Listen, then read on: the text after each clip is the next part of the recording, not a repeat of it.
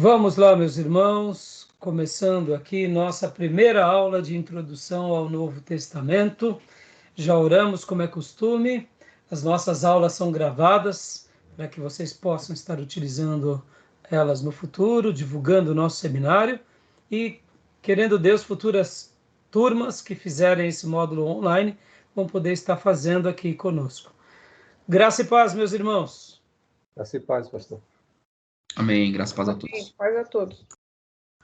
Graças e paz. Vamos hoje dar início aqui a um material maravilhoso, que é a introdução ao Novo Testamento. E eu quero começar, como é costume, lendo dois textos com vocês. Dois textos. Mateus, capítulo de número 1, versículo de número 1.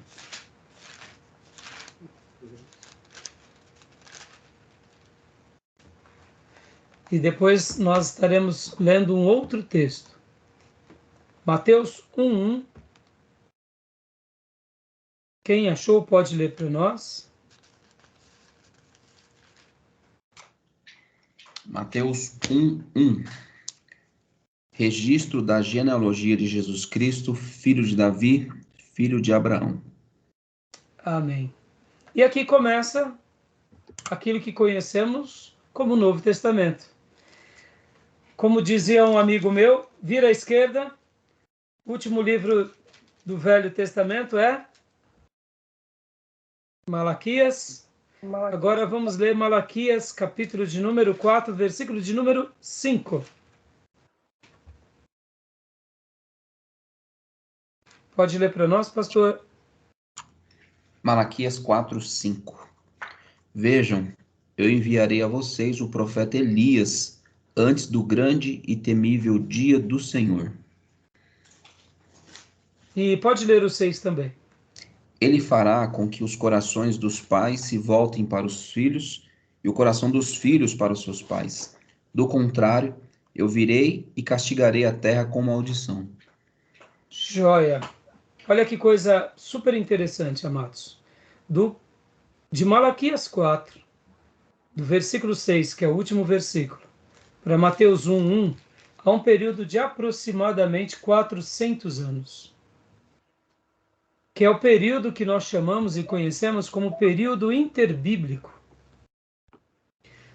É um período onde há 400 anos aproximadamente de silêncio profético.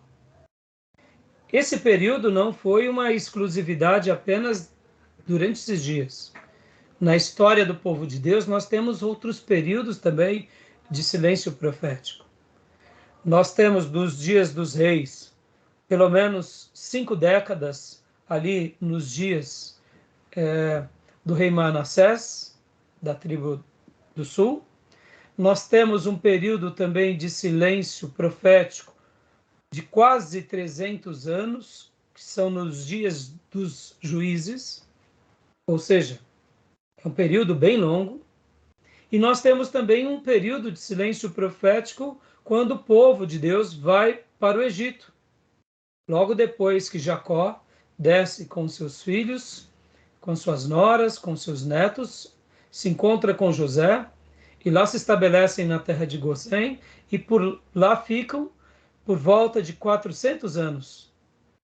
Nesses períodos também nós não temos profecias. E é interessante que quando nós pensamos no período interbíblico, nós achamos que o período de silêncio profético só foi nesse período. Não, não foi. No entanto, por que há um destaque? E por que esse assunto do período interbíblico entre o Velho Testamento e o Novo Testamento será a pauta da nossa aula durante esses dias, e nós estaremos iniciando a introdução ao Novo Testamento com ele. Porque, de fato, esse período de 400 anos vai ser muito importante para a gente compreender o quê? O Novo Testamento. As transformações que acontecem na cultura, na sociedade, em Israel, no mundo, em todas as dimensões políticas, econômicas, impérios, principalmente voltando-se para o povo de Deus e voltando-se principalmente para o grande advento de todos, que é o Cristo.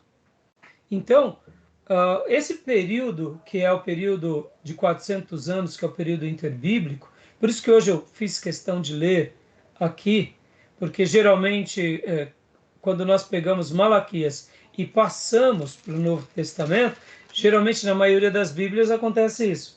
É uma folha que separa um testamento do outro. Então, uma pessoa que ela não tem noção do que isso representa, ela acha que é um período que se encerra e começa-se outro período. E é curioso que Malaquias, quando termina o seu capítulo 4, no versículo 5 e 6, ele fala sobre um profeta que viria. E esse profeta nós sabemos que é João Batista.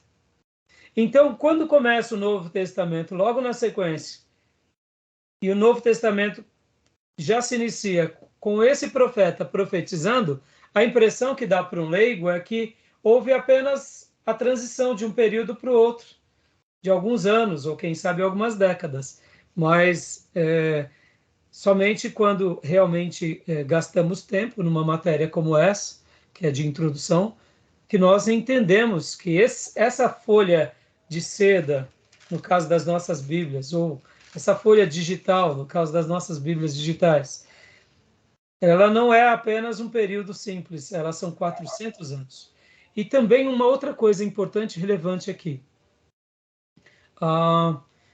Nos silêncios proféticos no Velho Testamento, eles acontecem, eu diria, em períodos diferentes. Por exemplo, quando Moisés começa a escrever a Bíblia, e ele registra a história dos patriarcas, vai mostrando as revelações, as biografias, o contexto histórico, as suas peregrinações, tudo que Deus vai revelando para eles, Moisés vai escrevendo, e logo depois de Moisés, então a gente, vamos dizer assim, nós temos um material bem farto, um material bem significativo, porque ele é o libertador do povo de Deus do Egito, ele é aquele que recebe as leis, ele prepara Josué e a geração de Josué para a conquista, vem Josué e conquista a terra, distribui a terra, Josué também registra a sua história, ou seja, essa geração ou essas gerações tiveram um material escrito bem farto.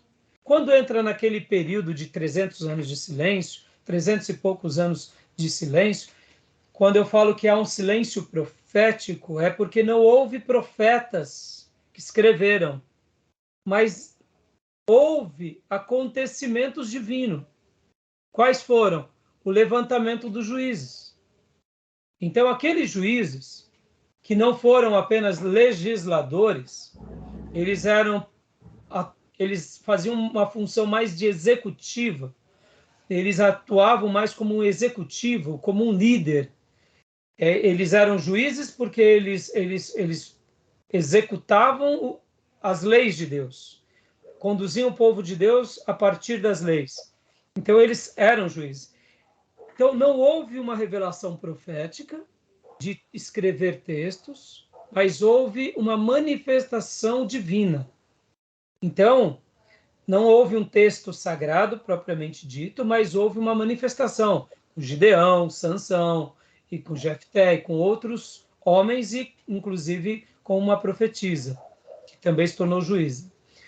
Olha que interessante. Nos demais anos e nas demais décadas também, a gente vê que sempre Deus estava levantando um profeta. Ó. Então sempre estava acontecendo alguma coisa. Nesse período, de fato, de 400 anos, nós não temos, assim, relatos tão grandes de fatos tão marcantes. Temos, sim, histórias, como, por exemplo, nós vamos estudar aqui, a história dos Macabeus, aquilo que hoje nós temos na Bíblia Católica como livro apócrifo, aquilo é um acontecimento muito importante.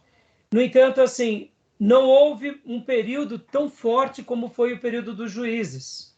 Pessoas que foram usadas por Deus, como foi o caso de Gideão, como foi o caso de Sansão. Então, o povo de Deus se manteve firme, se manteve forte em seus acertos e erros. Deus continuou dando graça àquela geração, mas não deixa de ser um silêncio profético. Não deixa de ser um momento de quietude profética. Bem parecido com aquilo que aconteceu lá no Egito, enquanto eles desceram para o Egito e ficaram os 400 anos. Um período de silêncio. É curioso que esses momentos de silêncio... Opa, tá tocando um telefone aí, irmãos? Quem quer? Deixem no mudo, por gentileza. Oh, joia. Como eu ensinei no módulo passado, o fato de não ter uma profecia ou um profeta não significa que não tinham sacerdotes. Não significa que não tinha culto, não significa que não tinha adoração. Estão entendendo? Fato normativo sempre vai, vamos dizer assim, pensem assim, os pastores de Israel continuavam trabalhando. Havia culto, havia adoração. Eles estavam buscando as profecias. Isso não quer dizer que não havia culto. Houve um silêncio profético, todo mundo desviou. Não, não é bem assim. Estão entendendo? Aquelas questões ordinárias, no sentido de ordem, a cada sábado, a cada período, a cada festa, o povo se juntar, os sacerdotes fazerem os sacrifícios, os levitas servirem, as tribos se reunirem, peregrinarem até Jerusalém, adorarem a Deus, depois regressarem, adorando a Deus, tudo isso aconteceu. Como aconteceu, eu acredito, lá no Egito, naquele período de quase 400 anos. Ali eles não tinham Bíblia Sagrada, mas eles adoravam a Deus seguindo as tradições de quem? De Abraão, de Isaac e de Jacó. O povo de Deus se manteve vivo. Nós não vemos naquele período do Egito se levantando um profeta XYZ. A mesma coisa acontece aqui, tá bom? Então, irmãos, eu só quis fazer essa abertura hoje para mostrar um pouco esse pano de fundo do que a gente vai trabalhar e nós estaremos mergulhando num primeiro momento nessa matéria do Novo Testamento e talvez você que se inicia essa matéria fosse pensar assim, então a gente vai começar a estudar Mateus? Eu digo para você, não, nós não vamos ainda estudar Mateus. Pastor, mas por que não? É bem simples. Nós estaremos estudando esse período de 400 anos. Por quê? Porque esse período de 400 anos vai nos dar uma ideia melhor do que era o povo de Deus nos dias do Novo Testamento. O que acontece com o povo de Deus? Podem ver que quando nós terminamos o Velho Testamento, estudando na última aula de introdução do Antigo Testamento 2, nós estávamos falando ali dos profetas menores, terminamos o nosso material e o império que estava regendo os últimos profetas era o Império Medo-Persa. Logo depois do último profeta, ou dos últimos escritos bíblicos do Antigo Testamento, vem o Império Grego, vem o Império Romano, e é agora, nesse Império Romano, depois de algumas décadas, que agora, quase séculos, né, que a gente vê o Novo Testamento sendo formado. A gente vê no ano zero, vamos colocar aqui, não vamos entrar no mérito agora do calendário gregoriano, mas no ano zero nasce Jesus. Jesus começa o seu ministério aos 30 anos, morre aos 33. A igreja primitiva começa a fazer a sua obra de evangelismo depois do ano 33. Os apóstolos começam a escrever o Novo Testamento depois disso. Ou seja, olha quanto tempo depois. E o que estava, o império que estava dominando nesses dias era o Império Romano. Que acontecimentos quais os acontecimentos já tinham passado ali na Palestina, ou melhor, em Israel, né? Muita coisa tinha acontecido. Tinham surgido grupos religiosos, revolucionários, surgiram grupos como, por exemplo, o Novo Testamento vai mostrar os saduceus, vai mostrar, por exemplo, os escribas, que já num outro formato, vai mostrar os fariseus, Nós vemos que Esdras era um escriba, mas o escribismo nos dias do Novo Testamento já tem uma outra performance, diferente do escribismo nos dias de Esdras. Olha que interessante. Então, muita coisa mudou. Muita coisa. Houve revoluções no meio do povo de Deus contra imperadores. Então, assim, é muito interessante essa abordagem, e por isso que nesse primeiro momento nós vamos estar trabalhando no livro que é esse do pastor Enéas Tonini, que tem como nome O Período Interbíblico. Esse é o meu livro antigo, já tem uma nova edição. Júnior, você tem a sua nova edição aí, não tem, Júnior? Tem. Tem a nova edição, capa dura. Pode mostrar para nós? Eu não estou com ele aqui. Depois do intervalo você mostra, tá bom? Eu mostro, sim. Tá joia. Irmão, nós vamos estar trabalhando agora nesse primeiro momento com esse material, que é o material do pastor Enéas Tonini, que ele escreve sobre esse período, que ele vai trabalhar sobre essa questão política, econômica, geopolítica. Talvez você pergunte assim, mas pastor Rai, é importante a gente estudar isso? Sim, meus irmãos, é muito importante. Só vou dar uma pitadinha aqui de açúcar nos lábios dos irmãos. O povo samaritano, para a gente compreender o ódio dos judeus, do samaritano e do samaritano com os judeus, não tem como a gente entender se a gente não estudar o período interbíblico. Lembram que em Introdução ao Antigo Testamento 2 nós falamos sobre a queda do Reino do Norte, a queda de Israel e de Samaria. Então, é bem interessante que, ao estudar detalhadamente, nós apenas pincelamos ali sobre o começo do povo samaritano, mas nós não entramos um pouco em alguns outros detalhes. Então, nessa matéria agora, nesse primeiro momento, a gente vai entrar. Por quê? Porque a gente conhecendo um pouco a história dos samaritanos, vai ser fundamental para a gente conhecer, entender o contexto. Porque Jesus não gastava tanto tempo com os samaritanos.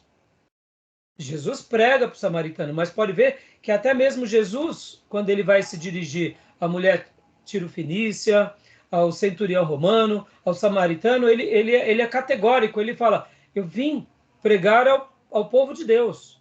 E ele deixa, assim, a impressão que dá para um leigo é que parece que Jesus está fazendo acepção. Não é, porque a missão de Jesus era com os seus. Pode ver que há uma revelação em João, ele veio para os seus, mas os seus o desprezaram, dando essa ideia. Ele primeiro veio restaurar a sua casa, para depois abrir o leque para as outras nações.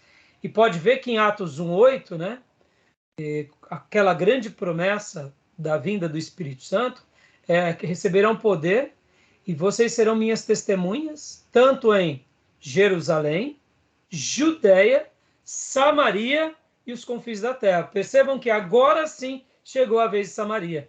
Ou seja, o Novo Testamento vai ter esse desdobrar. No primeiro momento, Jesus prega para os seus, anuncia aos seus, os seus não o receberam, mas aí logo depois, aqueles que receberam são porta-vozes para as demais nações. E aqui estamos, para a glória do Senhor, depois de quase 2000 anos. Então, conhecer sobre o samaritano é fundamental. O que mais, pastor? Saber dos desdobramentos geopolíticos que o Império Medo-Persa causou nessa região e no povo de Deus é fundamental.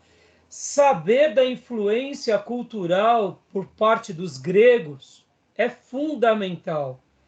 E conhecer também sobre a força e o poder e a organização do Império Romano, e até hoje somos influenciados por isso. Só para vocês terem uma ideia, irmãos, essas forças elas são tão grandes na nossa vida que a gente não percebe, mas nós, ocidentais, somos, em essências, gregos romanos. A nossa construção como civilização, até mesmo na jurisprudência, como cidade, como polis, nós somos gregos romanos. A nossa maneira de pensar é grega romana. Eu gosto muito de trabalhar, quando eu dou aula de homilética, eu costumo dizer que a nossa maneira de aprender é grego-romana, é muito mais até grega. No sentido, assim, nós precisamos de um começo, meio e um fim. Já o povo oriental, eles têm uma outra visão de discussão, e eu sei que tudo isso afetou demais o mundo daqueles dias, sim, mas tudo isso marca o seu povo e marca as gerações como nós fomos marcados. Por exemplo, irmãos, nós estamos vendo recentemente essas questões geopolíticas no mundo, essas maneiras de se fazer política, de divisões das nações, de alianças. Estamos com medo de uma terceira grande guerra mundial e oramos para que isso não aconteça. Mas percebam que o estratagema geopolítico já era visto nesses dias. E é interessante a gente entender isso, porque quando a gente entende na história, como história mundial, e a gente entende como povo de Deus, como o povo de Deus lidou aquele período, como eles agiram naquele contexto, a gente tem uma resposta para nós hoje, indiferente do que aconteça. Porque tem coisas que nós não temos força e não temos atuação na sociedade, mas nós podemos preparar o povo de Deus para momentos bons e para os momentos difíceis. Então, entender esses cenários, entender essas influências, nos dão mais maturidade. Como eu falei para vocês, a influência grega, irmãos, a influência grega é avassaladora. Tanto é que os romanos constroem o Império Romano sob a educação grega. Eles aproveitam tudo aquilo e sedimentam as suas bases. Então, por isso que a gente vai estudar. Porque foi nesse contexto que acontecem muitas coisas. Por exemplo, vocês vão ver que muitas vezes o próprio Novo Testamento registra textos que, quando a gente vai comparar aquele texto do Novo Testamento com o texto do Velho Testamento, tem alguma coisa diferente. Aí você diz, mas por que está diferente? É porque aquela citação do autor do Novo Testamento cita em grego. E quando o tradutor ele pega e faz a tradução do Velho Testamento, ele faz direto do hebraico para o português. Então, é onde surge aquela grande versão chamada Septuaginta, que é a versão grega do Velho Testamento. Olha, então são coisas que a gente vai entender. E uma última coisa, só para vocês ficarem assim, com muito desejo mesmo de mergulhar nessa matéria com muito gosto, são as descobertas arqueológicas. Irmãos, é fantástico quando nós pegamos esse período chamado interbíblico, voltamos um pouquinho atrás, que é no cativeiro assírio, ali por volta de 700 e pouco antes de Cristo, e trazemos essa linha, 700 e pouco antes de Cristo até o ano zero. A quantidade de documentos e acervos históricos é fantástico. De descobertas arqueológicas que confirmam os reis de Israel, confirmam a história mundial. Quando há uma citação no Velho Testamento sobre um grande imperador, de uma grande nação, de uma guerra, isso tudo está nas páginas da Bíblia, ou seja, isso tudo traz veracidade ao texto sagrado. Ainda mais algumas descobertas arqueológicas de alguns artefatos que a gente vai estar estudando aqui. Então é magnífico tudo isso. E aí, depois que passarmos pelo período interbíblico, a gente vai entrar, aí sim, no Novo Testamento propriamente dito. E aí, pastor, e documentos arqueológicos do Novo Testamento? Irmãos, aí a gente vai ter muita coisa. Principalmente dos manuscritos ou dos pergaminhos, dos papiros, que eu diria que eu já ouvi, eu não sou especialista sobre o assunto, mas o Novo Testamento seria, em tese, o documento que mais tem comprovação arqueológica na história mundial. Nada se compara a ele. Alguém já disse que, por exemplo, quando vamos estudar as histórias de Sócrates, Platão e Aristóteles, você tem algumas citações antigas dele. E essas poucas citações já dão credibilidade de que eles existiram. Se tratando do Novo Testamento, irmãos, nós temos assim uma quantidade tão vasta de documentos, de descobertas, de comprovações que só aí, irmãos, era para os arqueólogos e para os historiadores baterem palma de pé, porque a quantidade de documentos é muito grande, mas é muito grande, tá bom? E a gente vai estudar principalmente os livros propriamente ditos na mesma premissa, que é de introdução, trabalhando sempre naquela premissa de quem foi o autor, qual foi o contexto, a data, o tema do livro, o propósito, o público para quem ele enviou, qual era o contexto econômico, social. Então, assim, vai ser muito agradável. Tá bom, meus irmãos? Tudo bem? Joia, alguma dúvida até aí? Alguma pergunta? Maravilha, então. Então, agora eu vou passar para vocês aqui o nosso programa de aula, tá bom? Vou passar para vocês aqui o nosso programa de aula. Vamos lá. Deixa eu abrir aqui para vocês. O programa de aula vai ser esse. Como vocês sabem, nossa Casa de Profetas aqui segue na íntegra tudo aquilo que um dia eu aprendi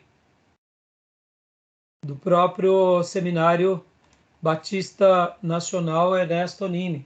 Seminário Teológico Batista Nacional Ernesto Nini. Então, na realidade, somos filho mais novo do STBnet e nós, então, seguimos as mesmas doutrinas batistas nacionais. E eu costumo ser sempre assim muito fiel àquilo que eu aprendi com o pastor Enéas e com o Dr. Paulo, e vou fazendo apenas algumas adaptações daquilo que eu acredito que possa aplicar melhor aqui para nós. Mas se vocês pegarem a ementa, né, o programa de aula de introdução ao Novo Testamento 1 e 2 do STBnet, vocês vão ver que é muito próximo, geralmente a gente muda poucas coisas. E aqui eu quero até, antes de ler aqui, irmãos, até deixa eu fazer um comentário aqui. Só fazer um comentário aqui para vocês. Eu tenho uma alegria muito grande hoje de estar dando esse módulo para vocês, porque enquanto eu pensava sobre essa aula, eu me recordei que quem foi o meu professor de Novo Testamento 1 e 2 foi o nosso saudoso pastor Ernesto Nini. Eu pude ter aula com ele e foi uma honra poder ter sido aluno dele nos anos, ali na década de 90. Eu entrei no seminário nessa década e me formei em 93. Então, foi muito, muito legal porque ele deu aula para nós, ele era a primeira aula do sábado. 8 horas em ponto começava a aula dele. E a aula dele, ele sempre gostava de usar um cachemir aberto. Se não me falha a memória, era marrom. Ele usava luvas, porque ele tinha alergia ao giz. Por gentileza, não mexam no modo aqui, não. Por favor. Deixa-se isso. Que senão vai mudar a configuração. Tá bom? O que acontece? Ele usava cachemir. Ele usava uma luva, porque estava dando alergia. Naqueles dias ele estava com 70 e poucos anos, ainda não era 80. Ele estava fazendo quase 50 anos de pastorado, jubileu de ministério. Pouco tempo depois ele fez. E ele tinha um fichário. Eu tenho meu fichário lá em cima. Ele dava aula com os fichários. E ele era muito convicto, muito sábio. E nós, assim, tivemos a honra de ter as aulas com ele. Então, durante esse período, eu vou estar também fazendo várias citações das aulas dele em loco, né, que eu anotei também, porque como era uma aula muito rica de informação, eu tomava muitas notas, e eu tenho muitas notas dele. Segunda coisa que eu quero dizer aqui de antemão e deixar uma honra aqui e prestar honra, é que nós estaremos aqui seguindo o material do professor pastor Jair. O pastor Jair, ele é um professor do seminário, Jair Ribeiro. Ele é um mestre, assim, foi um excelente discípulo, eu diria, do pastor Ernesto Nini.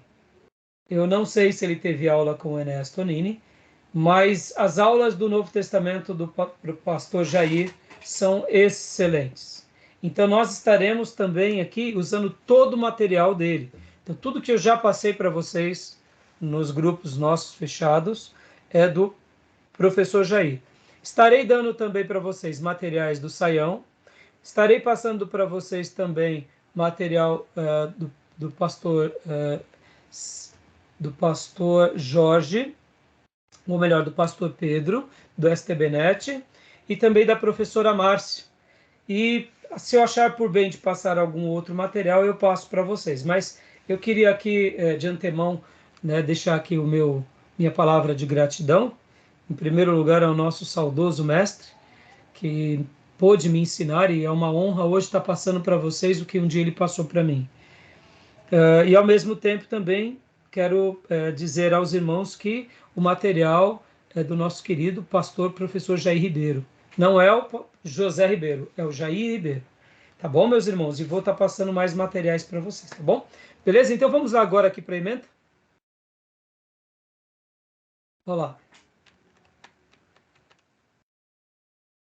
Leia para nós. Programa de graduação médio, livre em teologia, é médio bacharel. Na realidade, esse módulo ele é tanto para o médio quanto para o bacharel. Pode ler para nós. Objetivo, Júnior, por favor. Não está ainda. Não foi? Não foi ainda. Para algum outro irmão já foi? Não. Não? Então, Ô, pastor, tá naquele formato lá da escadinha e as nossas... não, para mim aqui não tá, não. Eu Pra já mim mudei. tá nessa escada aí. Estamos Então, na vamos lá. escada. Mudou? Não, ainda não.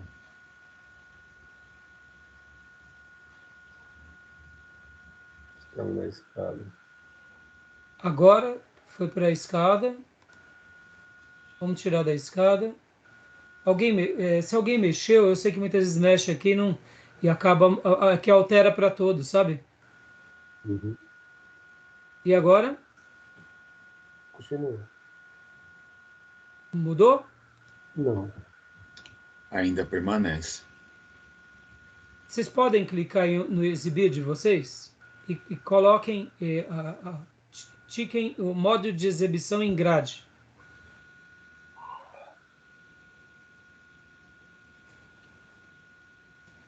Modo de exibição em grade. O meu tá branco aqui, pastor. Não mostrou o que o senhor projetou aí pra gente. E agora? Permanece igual. Deixa eu atualizar aqui, deixa eu dar um F5 pra ver. Pra mim também tá em branco aqui, hein? Isso, deem um F5 aí, por gentileza, irmãos. Não alterou? Saiu daquele formato de escada, mas tá em branco. Então, vou tentar fazer uma outra... vou mostrar de outra forma aqui. Espera aí, vamos ver se agora vocês conseguem ver o compartilhamento. E agora? Estão vendo? Agora foi. Tá, então beleza. Então vamos seguir aqui esse modelo. Para mim foi a mesma coisa. Mudou? Para mim, Sim, eu tô vendo aqui. Para mim também não mudou, não. estamos todos na escada. É mesmo? Pra Então, mim tá normal aqui. Eu tô na escada também. então O meu tava na escada, mas o pastor Rai mencionou. como? É que tem que ir lá no modo de exibição em grade. E mudar. Se alguém, não sei por que razão, tem hora que acontece isso, sabe? Alguém deve ter habilitado sem querer e aí alterou de todos. Bom, não tem problema nenhum. Aqui, vocês estão vendo agora essa tela aqui, o programa? Não? Sim, eu tô vendo. O senhor compartilhou agora o texto. Isso. Irmãos, estão vendo? Não, O texto compartilhado, sim. Programa de graduação. Isso, agora sim, né? Então, maravilha. Então, para mim não aparece não. não. Então, é o que eu mandei para vocês. Então, leia para nós, Gil, por gentileza. Objetivos: capacitar o aluno a ter uma visão geral e introdutória do Novo Testamento, considerando e contextualizando os seus aspectos históricos, geográficos, culturais, literários e teológicos. Resumo do programa: A. Capacitar o aluno em identificar as contribuições do Antigo Testamento para a formação do contexto do Novo Testamento. Ó, só uma pausa, Gil. Perceba, irmãos, aqui a questão, né, ó, os aspectos históricos, culturais, literários e teológicos, parece bobeira, mas isso é tão fundamental. Só para vocês terem uma noção, irmãos, ó, o Novo Testamento é um pouco diferente do Velho. No que se diz respeito, por exemplo, nós não temos livros poéticos no Novo Testamento. Nós temos algumas citações poéticas, mas nós não temos ali livros poéticos ou sapienciais. Então, a questão literária muda um pouco. Faz tudo parte do pacote da revelação de Deus. Não quer dizer que por isso o Novo Testamento é menor, ou por isso ele é maior, mas são características literárias. Assim como a questão geográfica também. Você pode ver que a obra começa ali na região onde é Israel e ela se expande para o mundo.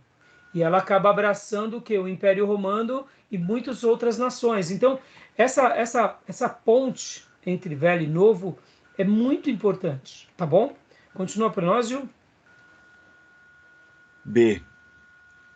Capacitar o aluno a identificar as contribuições do período interbíblico para a formação do contexto do Novo Testamento. Foi tudo que eu disse até agora, né? C. Capacitar o aluno no reconhecimento dos principais partidos e grupos sociais, religiosos do judaísmo do primeiro século, bem como o papel de suas principais instituições políticas e religiosas. Isso daqui, irmãos, parece bobeira, mas essa parte é... Vou dar um outro exemplo para vocês que eu não citei. Herodes e a família herodiana. O Novo Testamento cita muito de Herodes ou não? Hein, irmãos? Se cita muito Herodes? Isso, a Sim. família de Herodes. Cita sim. Então, parece bobeira, mas é um contexto dos grupos que surgem. Se a gente não entender um pouco a família herodiana, a gente fica perdido. Mas quando a gente começa a compreender a força dos herodianos, a atuação deles, onde eles nascem, por quê? Porque Herodes é um tipo faraó matando as crianças quando os magos vão lá procurar o rei dos judeus. Ora, ele não deveria favorecer? Por que ele vai contra? Bem curioso. Herodes o Grande não é aquele que constrói o templo? Não é aquele que amplia o templo? E por que agora Herodes literalmente manda matar as crianças? Interessante, né? Então, entender esses detalhes, tá bom? Vamos lá? Continuando, então. Deixa eu pegar aqui. Vamos lá. Continuando. Pode ler, Gil? D. Capacitar o aluno a compreender o processo e os critérios de formação do cânon sagrado, bem como identificar os principais motivos das variantes textuais entre os principais manuscritos gregos. Então, nós vamos dedicar um tempo bem significativo para isso. A gente vai gastar um tempo, a gente vai falar um pouco sobre o cânon, Novo Testamento, a questão dos manuscritos. Eu vou passar para vocês algum material extra para vocês estarem estudando, tá bom? E Capacitar o aluno a compreender o problema sinótico, bem como identificar os autores, datas, locais, propósitos na composição de cada um dos evangelhos canônicos. eu diria, eu colocaria, ao invés de problema sinótico, eu colocaria característica sinótica. Porque parece que problema é problema, né? É uma dificuldade, é uma objeção. Não deixa de ser um problema. Mas vocês vão estar aprendendo direitinho o que de fato é isso. Tá bom? Então, agora... A minha ignorância, mas o que é sinótico? Então, vocês vão aprender, na realidade, seria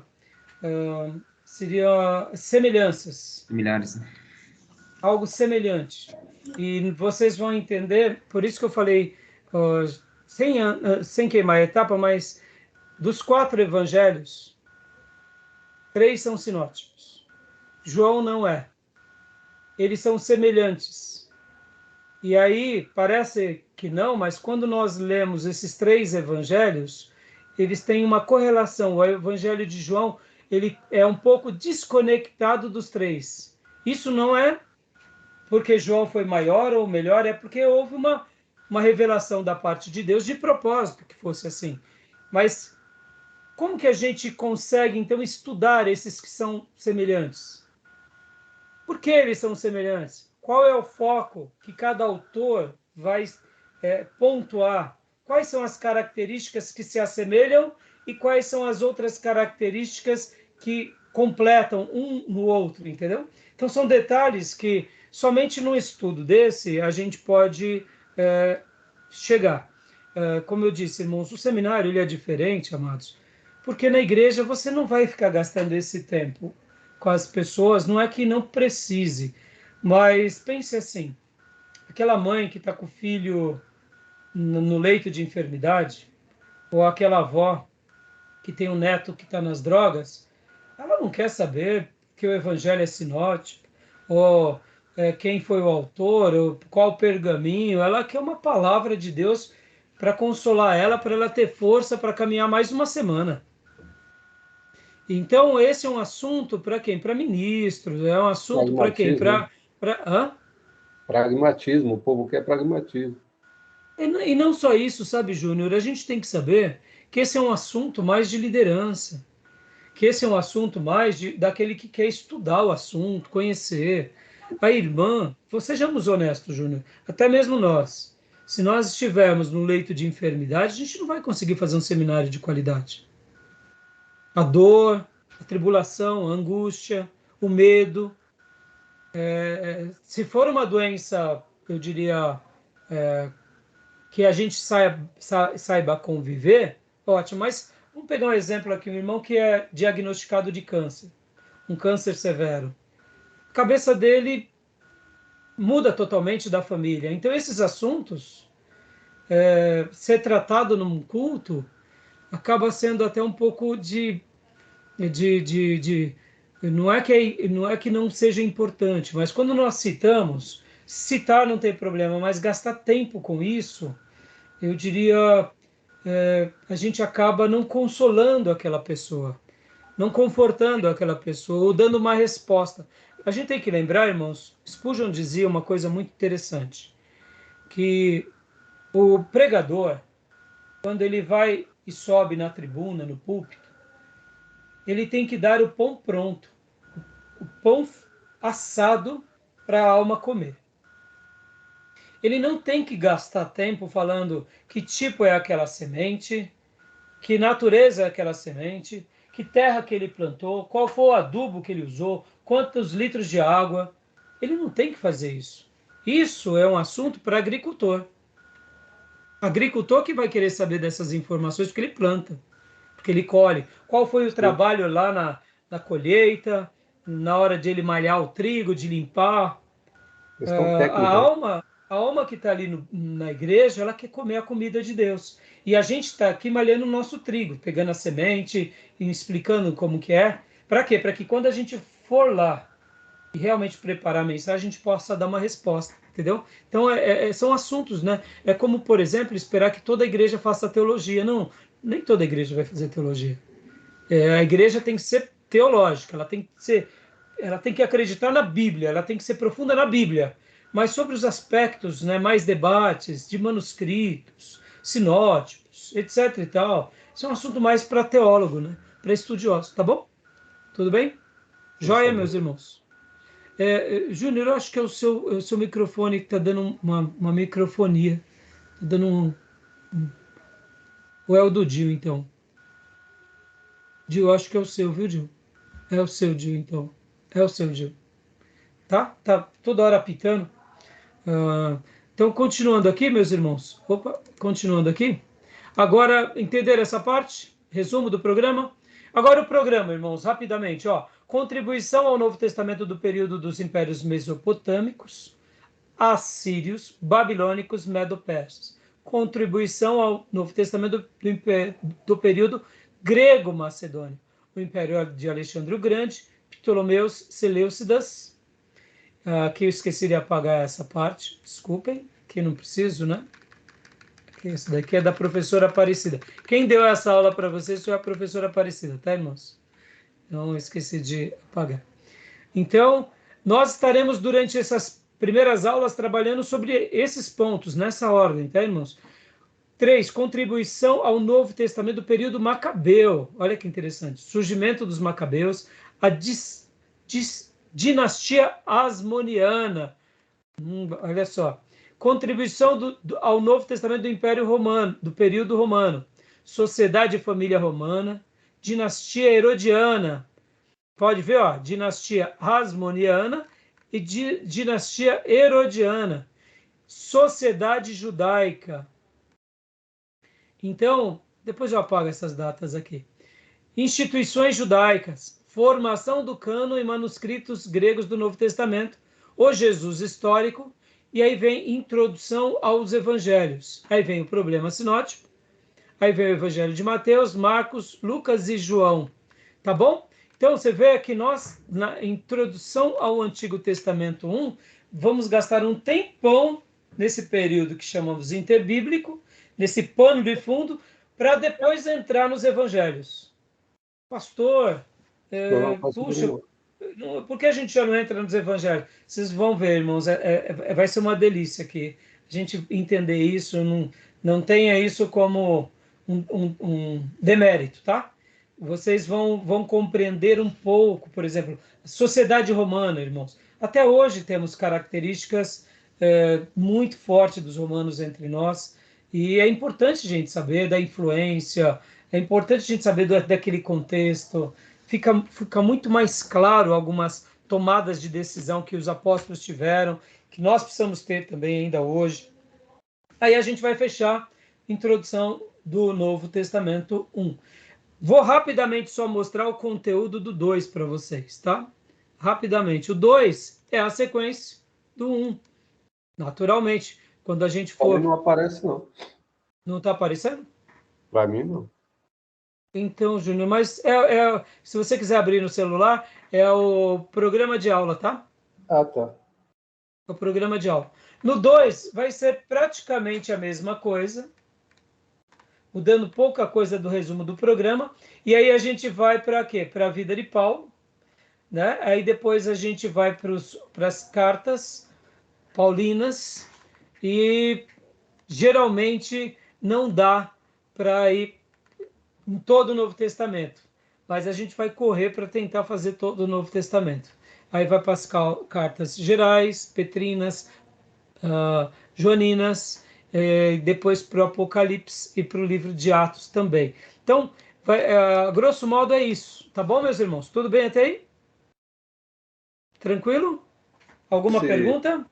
Nesse semestre aí? Até junho? Não, a gente vai agora. Nesse bimestre, nós vamos fazer 10 aulas, 10 encontros, Novo Testamento 1, e 10 encontros de Novo Testamento 2. Da mesma forma, sequencial, um após o outro, né? Terça e quinta, até zerarmos os 10 módulos. Como fizemos no Antigo Testamento. Não foi 1 e 2? 2 blocos? Fecha-se Novo Testamento 1 com uma prova, fecha-se Novo Testamento 2 com outra prova. E agora eu quero dar para vocês os trabalhos extras rapidamente, ó. Como que nós faremos aqui os trabalhos extras? Depois eu vou mandar para vocês no grupo nosso privado, tudo detalhadamente, mas eu já vou passar aqui para vocês, até mesmo para aqueles irmãos que no futuro queiram fazer também esse módulo. O livro Período Interbíblico. Ele é um livro um pouco grande, mas assim, quem ler ele vai ganhar 1,5 ponto. O que mais? Macabeus. O livro apócrifo. Quem ler o livro de Macabeus também vai ganhar 1 ponto. E os vídeos que eu vou passar para vocês, que a princípio eu vou passar 3 vídeos, mas posso chegar até 5 vídeos, mas eu vou estar selecionando bem os vídeos que vocês vão estar eu vou estar passando ou sugerindo. De 3 a 5, vale meio ponto. Ou seja, esses trabalhos extras, a somatória dá 3 pontos. Então, percebam que a leitura do livro do período interbíblico já vale 1,5 ponto. Então, o irmão que ler o período interbíblico já vai estar ganhando 1,5 ponto. Bom, a prova valerá também 3 pontos. E os 4 pontos restantes? O 4 ponto restante, irmãos, vai ficar para a leitura do quê? Dos nossos livros textos. Eu sugeri vocês comprarem o Panorama do Novo Testamento, do Robert Gundry, mas quem não conseguir comprar esse livro, pode comprar o Janelas para o Novo Testamento do pastor Ernesto Onini. E também eu tinha dado uma terceira opção, que era o Merece Confiança, o Novo Testamento. Os 3 livros, irmãos, esses 3 livros são ótimos, sendo que o Panorama, ele vai trabalhar com mais detalhes. Então, eu sugiro vocês comprarem esse livro. Qualquer um desses 3 livros, vocês vão ler também 200 páginas. Então, nessa matéria, nós teremos uma leitura um pouco a mais. Pastor, ficou muito puxado para mim para as leituras, então eu sugiro que vocês leiam o livro-texto. Mas, assim, eu recomendo também a leitura do período interbíblico. Eu sei que eu vou estar trabalhando aqui com bastante detalhe com vocês, vai ser bem enriquecedora, mas é aquilo, irmãos, a leitura ela vai ser determinante na formação de vocês, tá bom? Quanto mais vocês lerem, mais vocês vão ter retenção de conhecimento, vão poder... Eu, particularmente, eu gosto muito de conversar com o autor, né? Eu converso com o autor, eu fico riscando o meu livro, eu questiono o autor, eu falo eu concordo, eu não concordo, eu fico dialogando com o autor. Então, o meu grau de retenção é muito grande. Eu não tenho uma leitura muito rápida, minha leitura é lenta, mas é a minha maneira de estudar. Então, alguma dúvida até aí? Nessa matéria, a leitura acabou sendo um pouco mais. Por isso que, vamos lá, irmãos, por isso que eu tinha sugerido só 3 vídeos. 3 vídeos extras, sabe? Porque, assim, a leitura ficou um pouco mais nessa matéria. Eu não gosto de passar muito das 200 páginas, mas, assim, eu falo para vocês sobre esses assuntos, só para vocês terem uma ideia. No livro aqui do Panorama do Novo Testamento, só para vocês terem uma ideia, né? Ele vai fazer uma introdução. A primeira parte é antecedentes políticos, culturais e religiosos, que é toda essa parte do período interbíblico. Então você vê que ele pega o período que antecede o Novo Testamento para dar um pano de fundo. Aí depois, na segunda parte, ele vem falando sobre subsídios literários históricos. Só até aí, na parte 1 e 2, já são 150 páginas. Bastante. E aí, a terceira parte começa os 4 evangelhos canônicos e Atos.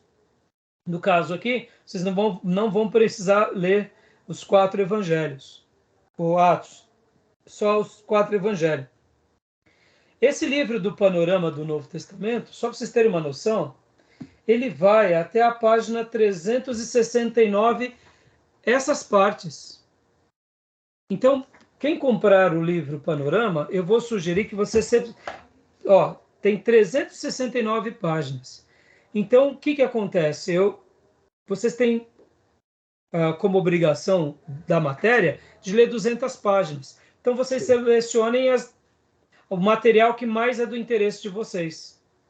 Por exemplo, poxa, pastor, esse período que antecede, o período político, cultural, religioso, que antecede o Novo Testamento, para mim isso é muito importante, porque eu já conheço bem o Novo Testamento. Joia? Então mergulha nesse livro. Mostra juntamente com...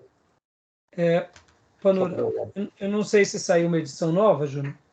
Eu li um panorama do Antigo Testamento muito tempo atrás. Eu tinha ele aqui, mas perdi. Do Antigo, né? Ou do Novo? Do Novo. Então, Já era capa amarela. Então, eu tenho outros materiais, mas assim. Então, tudo bem até aí? Agora, vamos lá. Deixa eu só fazer mais um comentário aqui dos Janelas do Novo Testamento. Ó, os Janelas do Novo Testamento, irmãos, ele também vai trabalhar, e a maioria desses livros eu vou estar replicando aqui em aula com vocês, para facilitar o nosso debate e facilitar o nosso aprendizado. Mas só para vocês terem uma ideia. Pastor Enéas, ele escreve, olha só que interessante, do capítulo 1 ao capítulo 11, ele escreve 138 páginas. Cara. 138 páginas, que dá até o Evangelho de João. Então, você viu que aqui nesse material não dá as 200 páginas. Mas percebam que são bastante coisas. Então, por exemplo, não tem problema. Se leu esse material aqui de 100 e poucas páginas, a gente vai complementando, porque nessa matéria a gente vai ter que ler um pouco mais. Tá bom, meus irmãos? Okay. E agora, voltando aqui e concluindo que esse merece confiança do F.F. Bruce. Ele é um pouco menor, no entanto, ele é escrito também, ó, ele tem 150 páginas. Todos esses materiais, irmãos, eles se completam. Porque é aquilo que eu já venho trabalhando com os irmãos. O que um autor pontua, o outro, naquele assunto, ele acaba divagando mais, ele acaba, eu não digo divagando por devagar, ele acaba trabalhando mais. Como eu falei para vocês, o livro do Robert Gundry, ele trabalha mais, ele já faz um mix do livro do pastor Enéas Tonini com o período interbíblico. Essa obra do Enéas Tonini poderia estar aqui, ser uma obra só. Vocês estão entendendo, irmãos? Então, tudo isso vai ser enriquecedor. Tudo bem até aí? Joia? Ficou claro? Alguma dúvida? Bom. Beleza? Então tá bom. Então agora eu vou fechar a nossa gravação aqui. E agora a gente vai começar no próximo bloco com o material já do professor Jair. E a gente já vai mergulhar no material do professor Jair. Irmãos, o material do professor Jair também tem muito material extra de leitura. Tudo que vocês puderem ler, irmãos, vai enriquecer demais vocês. Pastor, e sobre os vídeos indicados? Eu vou estar pedindo só 3 mesmo, já que vocês terão bastante leitura. No entanto, se vocês verem, por exemplo, o próprio material que eu passei para vocês, né? Do Saião, daqueles vídeos, daquele link que eu tinha passado para vocês, da professora Márcia, tudo que vocês acrescentarem de introdução ao Novo Testamento, me passem os links, que eu vou estar apreciando, falando, não, pode assistir, porque eu sei que, por exemplo, irmãos, que nem hoje, né? Eu peguei hoje o material que eu estava assistindo, eu achei muito fantástico, vou até já tocar no assunto. Eu estava assistindo um vídeo de um professor sobre introdução ao Novo Testamento, e a informação que o pastor deu na sua aula foi tão enriquecedora para mim que ele me abriu um leque de um assunto que eu nunca tinha pensado. Ele estava argumentando sobre o Novo Testamento, e vou até passar agora aqui para vocês, só para vocês terem uma noção. Enquanto esse pastor passava o material do Novo Testamento, ele fez uma afirmação bem curiosa. Ele dizia assim, que tipo literário é o Novo Testamento? Olha só que pergunta interessante. Que tipo literário é o Novo Testamento? Então vamos fazer assim. Eu vou fechar esse bloco, vou abrir outro bloco com essa ideia desse professor e logo na sequência a gente vai para os slides do professor Jair, tá bom? Combinado? Tudo bem? Alguma dúvida, alguma pergunta? Alguém quer fazer alguma pergunta agora? Não? Podemos então encerrar? Fechado? Então tá bom.